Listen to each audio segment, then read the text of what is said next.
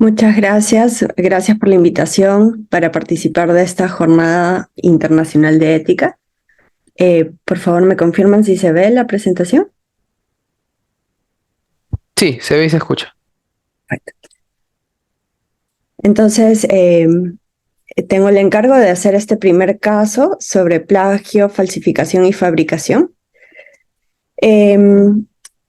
Decidí hacer la presentación con este caso que probablemente varios de ustedes lo han escuchado, y un poco entrar en los detalles de qué hubo detrás de este caso y cuáles fueron las implicancias de este caso.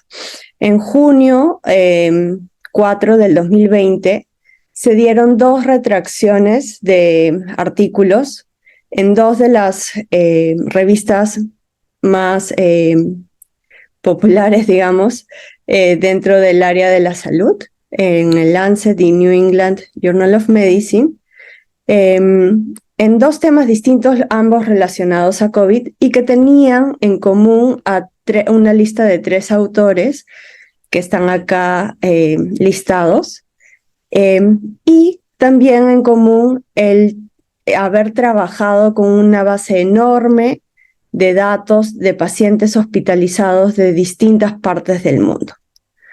El primer estudio, acá está, fue un estudio de enfermedad cardiovascular relacionado a COVID, en donde la conclusión fue que los inhibidores de los ACE inhibitors no incrementaban la mortalidad, que era una de las primeras preocupaciones cuando comenzó la pandemia, y esto se basó en un reporte, en un estudio observacional en donde utilizaban datos de más de 8,000 pacientes, de más de 169 hospitales de 3 continentes. Ya yendo un poco antes, se pudo encontrar que había un estudio en un preprint, en una base preprint, que recuerden que a inicios de la pandemia se hicieron muy, muy populares, también con los mismos investigadores, Chapán, Amit, Patel y Mera, en donde también ellos reportaban en base a una cantidad importante de pacientes, casi 2,000 pacientes, otra vez de 169 hospitales, esta vez de 5 continentes, y reportaban que la ivermectina ayudaba a mejorar los outcomes de pacientes con COVID.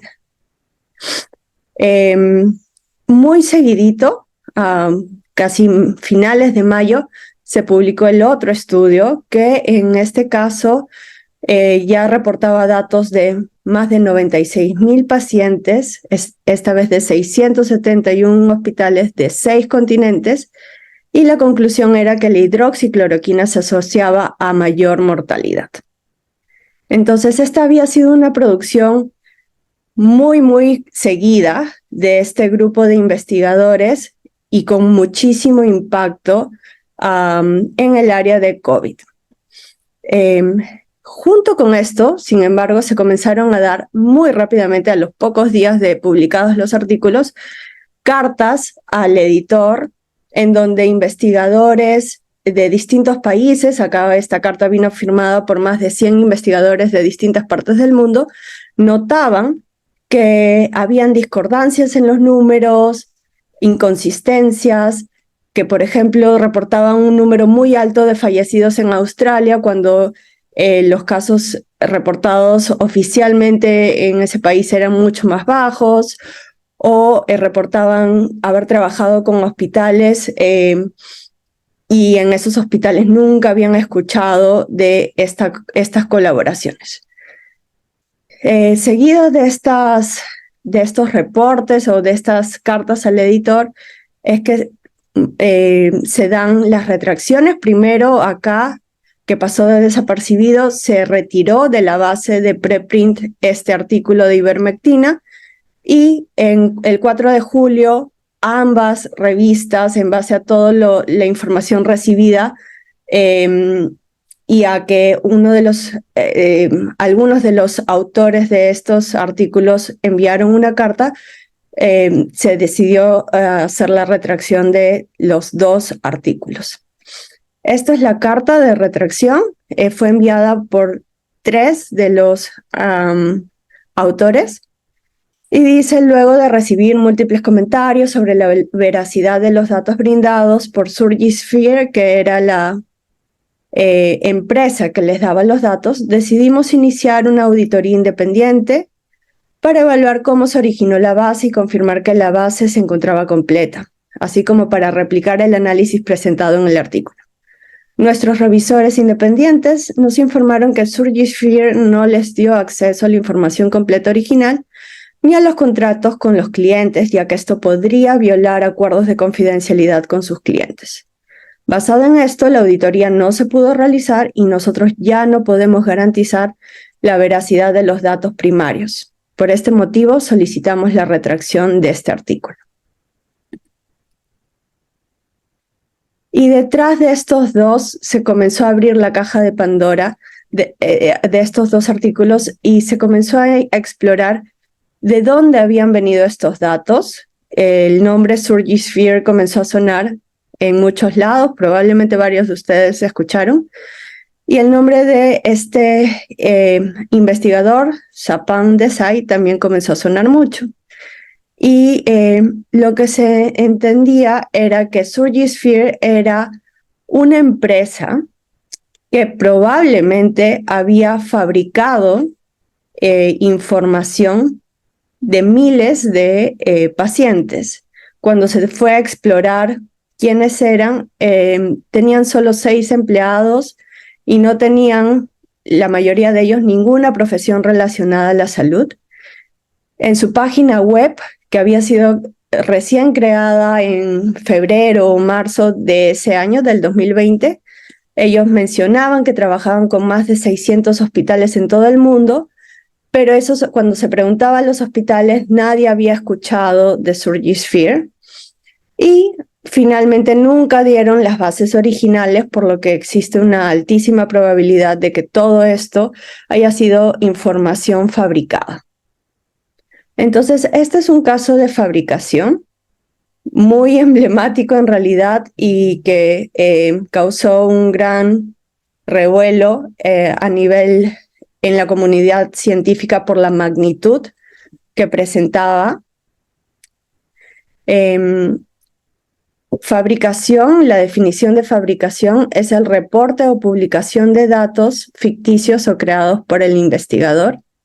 Y en este caso, se sospecha que el autor principal de esta fabricación haya sido justamente esta persona a través de esta empresa fantasma que creó en medio del contexto de la pandemia. Yendo un poco a investigar el antecedente de esta persona, se publicó este artículo por Elizabeth Vick, que es una experta en evaluación de fraude científico, y se dio el trabajo de ir a los primeros estudios de esta persona y comenzar a ver si es que había habido indicios de fraude también en artículos anteriores. Esta persona tenía más de una docena de artículos publicados. Escogió un estudio de Sapan de su doctorado, en donde era un estudio para comparar la morfología de los huesos vestibulares en distintos roedores. Analizaba como 6 roedores. Pero acá hay un ejemplo de lo que encontró. Este era un corte de uno de los huesos de una ardilla, que se presentaba de esta manera, y cuando ella comenzó a ver píxel por píxel, pudo notar que había sido manipulado y que tenía áreas en donde había hecho copiado y pegado, ¿no? Todo lo que está en el mismo color es que ha ido copiando y pegando por distintas partes para darle este aspecto. Lo mismo encontró con las imágenes de huesos de los otros 5 roedores, ¿no? Entonces, ella concluye que es muy, muy sugerente esto de una manipulación de imágenes. Esto es un ejemplo de falsificación. Y ya que cumple con la definición de que sea una manipulación de materiales, en este caso de los resultados, pero la falsificación puede ser la manipulación de los materiales o de los equipos o de los procesos de investigación, o la modificación o incluso la omisión de datos de resultados, de tal manera que los resultados que se presentan ya no reflejan los datos reales. Entonces, en este caso he querido mostrarles cómo se ha dado el caso de fabricación, pero que también existía, al menos en uno de los autores, ya el antecedente de tener otros tipos de mala conducta científica. A partir de este caso se habló muchísimo de quién era la responsabilidad.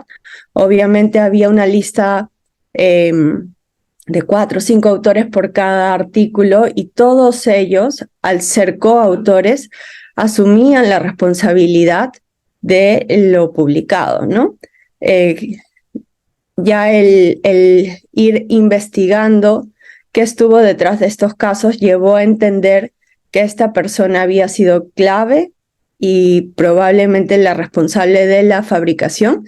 Sin embargo, se identificaron otros autores que estaban también presentes en los otros estudios y que tenían algún tipo de relación y mayor responsabilidad que el resto que aparecían solo en una de las publicaciones cada uno. Esta persona, Amit Patel, pertenecía a otra universidad de Estados Unidos y resultó que era cuñado de Sapán. Y este profesor de la Universidad de Harvard, muy reconocido en su área de cardiólogo, se indagó y se pudo ver que había tenido algún tipo de relación con esta persona. Él había hecho el contacto entre ellos dos y que había sido consultor para la empresa que esta persona tenía sobre medicina regenerativa. Se desconoce, en realidad, si es que estas dos personas y el resto de los otros autores sabían sobre la fabricación de datos. Esta es una carta, lo que el investigador Mandip Mehra dio una entrevista a una revista y él se mostraba muy afectado por los sucesos. Él dice, es claro ahora para mí que me apuro por contribuir con esta investigación en un momento de gran necesidad. No hice los suficientes esfuerzos para asegurar que la fuente de los datos utilizados fuera apropiada. Por ello y por todas las disrupciones ocasionadas, eso está mal escrito, tanto directa como indirectamente, realmente lo siento. Entonces, muchos colegas de él salieron a mencionar que él había tenido una trayectoria muy importante, que lo conocían y sabían que era bastante honesto, profesional, y estaban muy sorprendidos por haber encontrado que estaba involucrado en este escándalo. Sin embargo, su rol en estas 3 publicaciones había ya causado mucho daño lamentablemente, en su trayectoria en la carrera académica, ¿no? Muy bien, entonces hablando sobre el daño ocasionado, no quiero pasarme del tiempo, quizá aparte del daño a cada uno de los autores y coautores, si es que ellos no estaban enterados de la fabricación, quería mencionar algo que también fue resaltado en varios artículos que analizaron estos casos, y es que dado el contexto de pandemia y la incertidumbre que se vivía, lamentablemente varios de estos artículos tuvieron un impacto muy importante que no pudo ser revertido con las retracciones. Un ejemplo que dan acá en este artículo de The Scientist es que este paper de ivermectina fue citado múltiples veces, incluso por ministerios de salud, sobre todo de países de Latinoamérica, para sustentar que ivermectina sea incluida en las guías de manejo de pacientes COVID temprano en la pandemia. Incluso en este artículo citan Perú es el primer país en incluir ivermectina a comienzos de mayo, citando este artículo junto con un artículo de estudio in vitro de actividad de ivermectina contra COVID. Y acá también mencionan que el estudio de hidroxicloroquina fue quizás el que mayor impacto tuvo, porque al demostrar un efecto negativo asociado a mortalidad, ocasionó que se detengan ensayos clínicos internacionales. En este caso, al día siguiente, el ensayo clínico de Oxford, que era un ensayo clínico muy grande, detuvo el enrolamiento para el brazo de hidroxicloroquina, y al día siguiente la OMS también detiene el enrolamiento del brazo de hidroxicloroquina en el estudio Solidarity. Ya después de las retracciones, solo uno de ellos retoma y el otro menciona que por otros temas no va a continuar. Entonces, fíjense cómo hubieron efectos a nivel de otros ensayos clínicos que de manera mucho más rigurosa estaban evaluando el tema, e incluso en cuestiones de salud pública. Otra cosa que me pareció muy importante mencionar y me sorprendió encontrar es cómo se mantuvo el citar a estos estudios aún después de la retracción. Este es en cuanto al estudio de enfermedad cardiovascular. Es un estudio que fue publicado, creo que fue en JAMA, no me acuerdo. Y acá lo que esta investigadora encontró comenzó a evaluar cuántas veces este artículo era citado a lo largo del 2020-21 y si esto se daba incluso después de la retracción que fue en junio. Y fíjense cómo las citas de este artículo se mantuvieron, bajaron pero se mantuvieron, y solo una pequeña proporción de esas citas mencionaban o incorporaban la retracción del artículo. Este artículo en total, al año de haber sido retractado, tenía ya más de 700 citas, a pesar de haber sido retractado, y hasta ahora se continúa citando. Pero quizás uno de los efectos más importantes fue, como también mencionaron los presentadores anteriores, la desconfianza del público, ¿no? Cómo el descubrir de que pueden haber problemas, falsificación, fabricación, en artículos tan importantes, publicados por revistas tan importantes, solo daba más fuego al incendio que ya estaba corriendo en medio de la pandemia, que era esa desconfianza del público en la ciencia. Lamentablemente tuvo un efecto muy importante y probablemente todavía no nos hayamos recuperado de esto. Se sumaron después muchas cosas más, pero esa desconfianza de la sociedad en la ciencia, en los investigadores, es algo muy difícil de revertir y que fue un daño muy importante secundario a este caso. Para finalizar, quería mencionar que hemos hablado de que los autores eran responsables, todos los coautores, pero va más allá, ¿no? La integridad científica, la responsabilidad de cualquier mala práctica científica va más allá de los investigadores. Involucra a todos, a las instituciones, a las agencias financiadoras, a las revistas y a toda la comunidad que hace la revisión por pares, a los gobiernos, a los colegas que están evaluando, a los investigadores que revisan y que anuncian que hay inconsistencias o preocupaciones por mala conducta científica. Como tenía asignado hablar de plagio también, quería presentarles este último caso. Acá esta es una tesis, lamentablemente de uno de nuestros políticos, en donde se ve claramente cómo este es el estudio original internacional por alguien en una universidad de Estados Unidos, y cómo la tesis está copiada exactamente igual, solo traducida en casi el 100% de los párrafos. Este es un caso de plagio.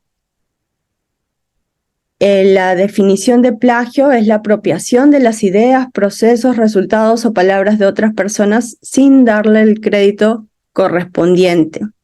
Y esto incluye el autoplagio también. Y lo mencionaba al final porque es importante que nos preguntemos las instituciones que están haciendo para disminuir la posibilidad de tener personas que cuando sean investigadores, que cuando estén publicando, vayan a comportarse como los investigadores que vimos en el caso inicial, ¿no? Y lamentablemente el escenario en Perú no se ve bien. Tenemos un alto porcentaje de plagio. Acá hay 2 estudios pequeños realizados en el 2008 y 2017, uno de ellos una tesis de Cayetano, en donde evaluaron todas las tesis publicadas por acá en una universidad y acá varias universidades de medicina de Perú, y encontraron un porcentaje altísimo de plagio, 81, 80%, y la metodología más usada era el copiar y pegar líneas, párrafos enteros. Acá se ve el número de párrafos que fueron plagiados en el estudio del 2008 y fíjense cómo algunos llegan hasta 100 párrafos, ¿no? La tesis completa.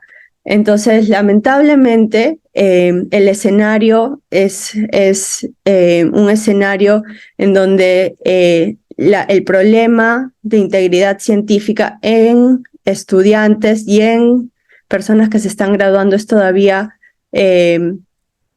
deficiente y necesita un trabajo mucho mayor. Y estamos acá hablando, en estos casos que he presentado, estamos hablando de la mala conducta científica, que es el espectro.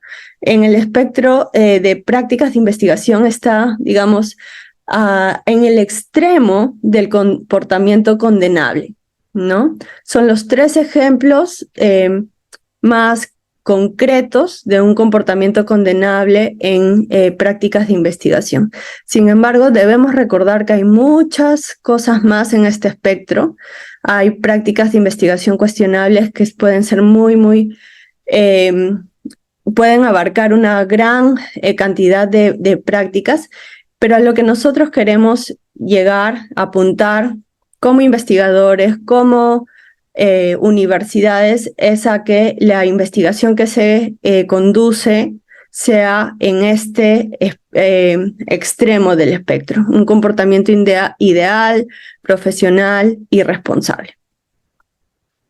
Entonces, lo que hemos visto de estos artículos retractados o de estos casos de, como les llamamos, FFP, fabricación, falsificación y plagio, son la punta del iceberg, ¿no? Esa es la punta del iceberg. Si nosotros en realidad vemos, debajo de eso están todas las publicaciones fraudulentas, falsificadas, fabricadas, plagiadas que no se detectan. Y también, lamentablemente, todas esas tesis plagiadas, trabajos de pre- y posgrado fraudulentos, incluso los exámenes copiados en pregrado, posgrado. Entonces, el problema es enorme y con eso los invito a que nos preguntemos cómo podemos contribuir desde donde estamos a disminuir el problema de la mala conducta científica. Muchas gracias.